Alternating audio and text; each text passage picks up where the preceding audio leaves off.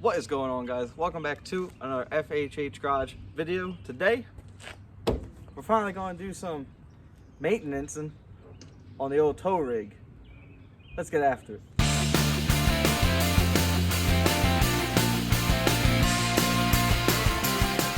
For starters, let's get this thing thrown up in the air. Let me show you how much play is in all of these suspension and steering components. So, if we get under her skirt here, and we look at our pitman arm right there, and we give it a shake. Yeah, I don't think that's supposed to do that. And even worse, we can come over here to just our entire suspension pretty much has about, you know, enough play in it that it's scary going down the highway. Yeah, that's how she drives. So let's go ahead and start tearing into it. Over here on our expensive workbench, we got brand new MOOG idler arms and tie rods, and we got new brakes down here. We got an old Chevy magnet. I don't know what that is, I won't be honest. Man, they like that thing so much they gave it to us twice. There's another one. There was a truck as well, but I don't know where that went. We got new brakes and rotors, and that thing's going to be driving like a 2024. We're going to get started here on the brake calipers. Get these guys off.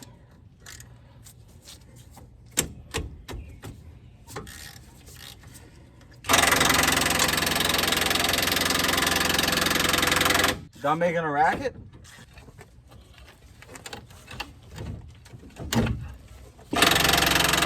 Can you shut the fuck up?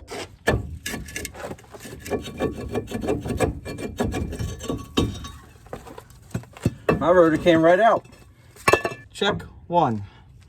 Now, tie rod link right here. This looks like it's going to come out nice and easy.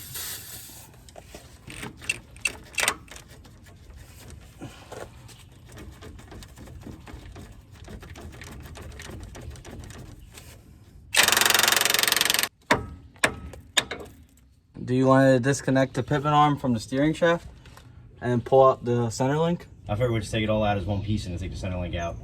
That's what I just said. Oh, then yeah. Glad we're on the same page. So far, it looks like the frame is in our way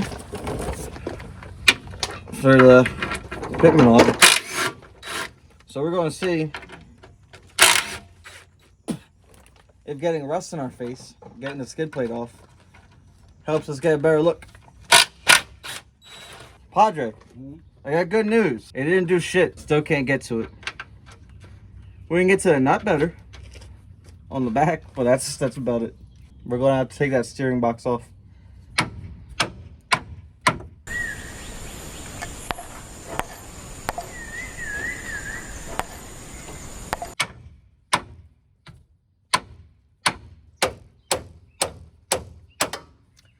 Got it. Idler arm time. Looking at this idler, I would definitely say she might be time for a replacement. We gotta get that steering box off, do the pitman arm. Gone ahead and made 15 feet of extension to go ahead and get this rag joint bolt out.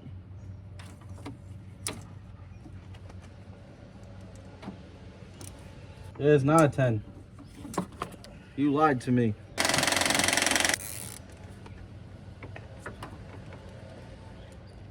Got it.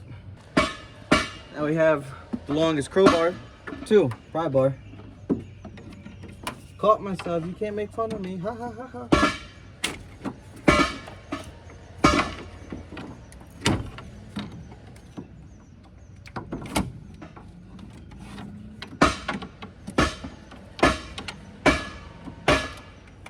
Good enough. I cannot just get these off with an opener and wrench. You liar. Why? Because they're tight. What do you mean, why? I can't get them off because they're so loose and easy to do.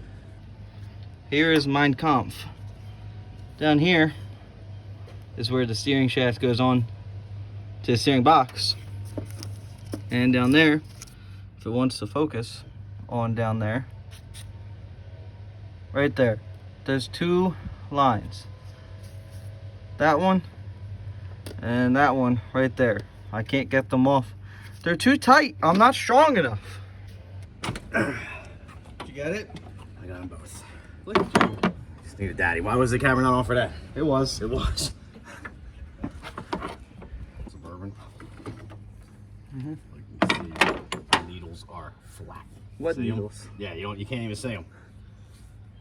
They are flat. You didn't just put it back on? That's a Padre move. Still got time in it. Yeah, oh, it's not done yet.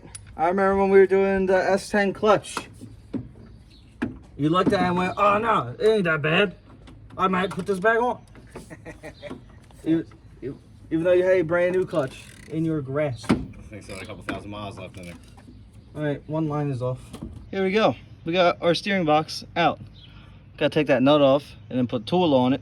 But it's your guys' job to remember the direction that this is on. So, you better not mess this up for me.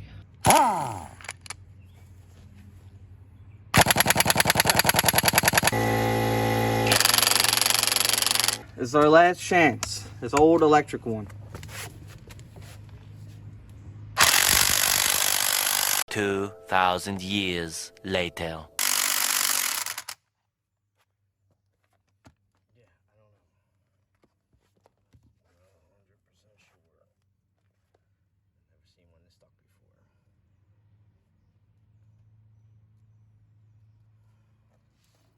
Because nothing ever can go. Everything was going a little too smooth. Yeah, it was going a little too smooth. So we went to the shed to look for another one from spare parts for the Suburban. We came back out and we just put the gun on it and went bloop, no problem.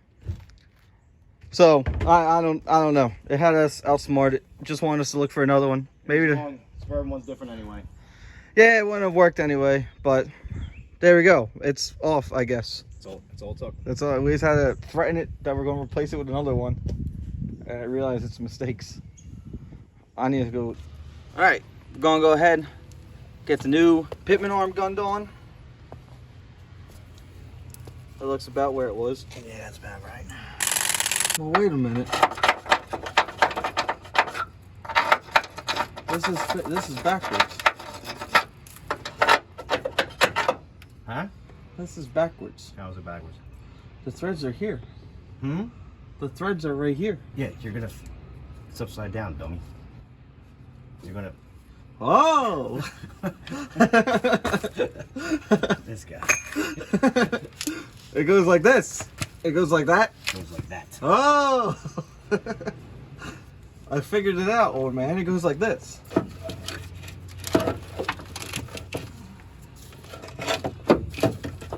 Tell me when you're coming up this. Not even a little bit. No.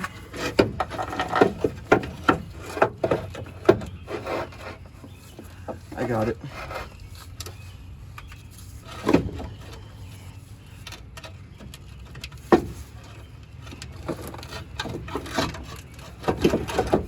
All right.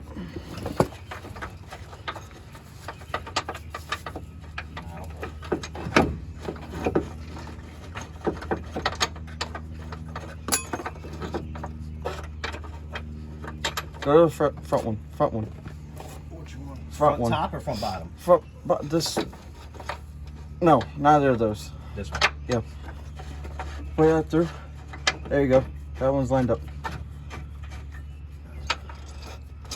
You probably just gotta rotate it down.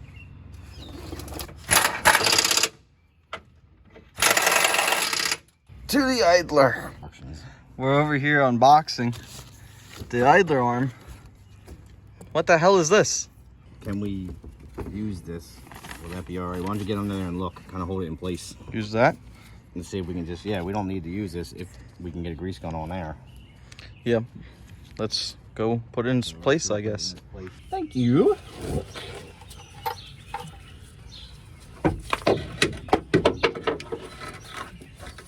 Here, let me find the nuts before we go crazy. Probably them washers. There's a washer right there. There's a bolt right there by the wheel. Huh? By the wheel of the creeper. Front wheel of the creeper. The wheel of the creeper. Yeah, I'm trying to move, so let's see. Yep, that's probably one. I need a rag though.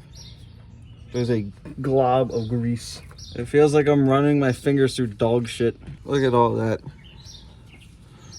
Look at all that. For you. So, went ahead. We got the tie rods thrown on. We got everything cotter pinned and idler's good. Pitman arm, all of them are good. They need to be adjusted out still. They're all kind of wonky. So now we're going to tackle the brakes and hopefully we continue having good luck and these calipers will actually go right in. We'll see. You're on camera, be entertaining. How can I be entertaining changing brake pads? I don't know. Tell a funny story. Do you have any funny stories? This is going back nice and easy. I'm surprised. This is the side that's dragging or grabbing. This side pulls me to the right when I braked. When I broked. Let's see if I can get these.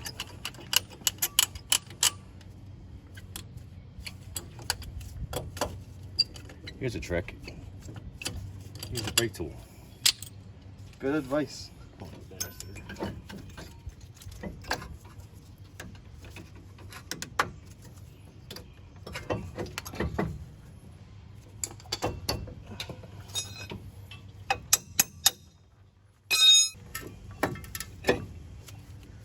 All right, flashing back, flashing forward, flash Gordon. We're able to get everything greased up in there that has Zerk fittings. The brakes are on. So now we just gotta throw on the wheels and do our alignment that I've done before in a later video, earlier video. While it's up in the air, we're gonna do our best to take a measurement from the front and rear and get it as close as we can while it's in the air. And it should stay relatively the same. When it's on the ground, obviously, take it to an alignment shop, you can get it way more dialed in. But to get us down the road, this will work. Let's get after it. So here is the funky business that's going on. If you look, those threads are almost touching each other. And we're running out of adjustment, which is no bueno. They should not be touching each other. And if we go to the other side, we can't even see the one thread on the outer side.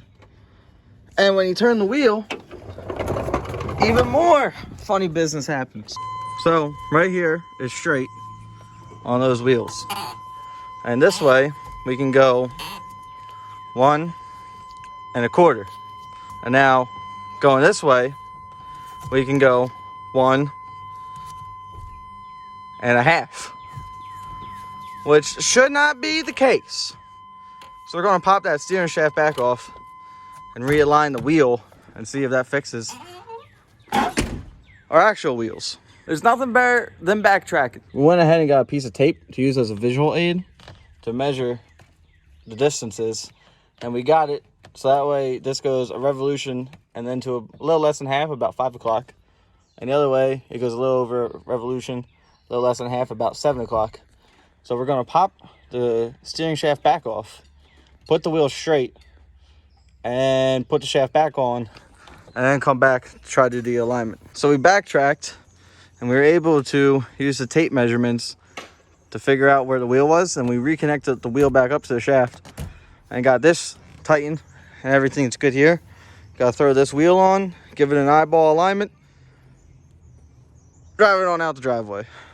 Let's keep going. So we measured inside tread to a center point, outside tread to a center point, and we got 60 and 1/8 in the front, and the rear side we got 60 and 1/4. So we're gonna pack it up and say that 1/8 inch off is good enough to drive her home. So let's go ahead, get this thing pulled out, take it around the block, see where it's at. I think in this video, I don't know if it's another one, I'm gonna replace these bumpers.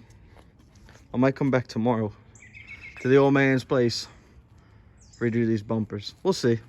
All right, guys, as you can see, we're back in my base of operations. Not able to get the bumpers put on the K, but I did drive it back up from Bucks County to Williamsport area. No problems. No death rattle. No death wobble. Not rattle. No death wobble anymore. Good to go there. But I'm super bummed. Couldn't get the bumpers on. Weather and time aren't in my favor right now.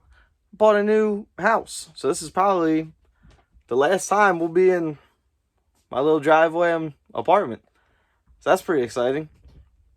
But yeah, super busy right now. So can't really get a lot of work done on the cars. I do know that the next videos will be power tour that we're taking our square body Suburban on. So that's going to be fun. I'm going to try to do every single day until we're back home. 3,000 miles. That's a hefty toll on the old Suburban.